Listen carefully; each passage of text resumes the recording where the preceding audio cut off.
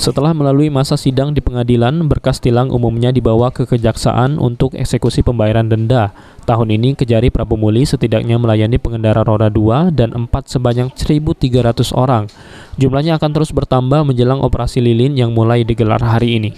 Dari data Kejaksaan Negeri Prabu Muli tercatat selama 2021 terdapat kenaikan yang signifikan untuk denda tilang sebesar 30%. Kenaikan itu akibat sudah diterapkannya denda tilang melalui tilang elektronik. Kejari Prabu Muli Topik Gunawan mengatakan, nilai denda diperkirakan puluhan juta rupiah dengan rata-rata pengendara didenda sekitar 50.000. Kajari mengaku ada sebanyak 1.300 berkas surat tilang yang diberikan Pengadilan Negeri Prabu Muli ke Kejari.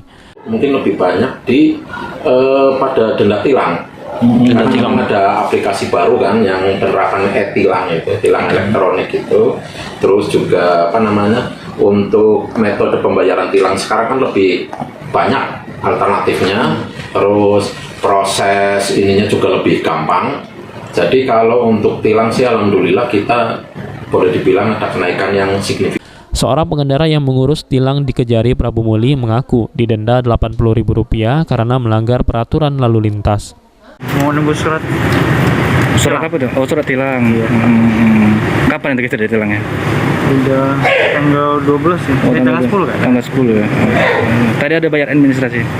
Nggak ada. Jadi untuk ini pengambilan pembayaran ke kantor pos dulu. Oh, karena? Itu kesini lagi. Oh, kesini lagi. Ya, pembayarannya di sana. Pembayaran sana. Yang ditilang SIM atau apa? SIM.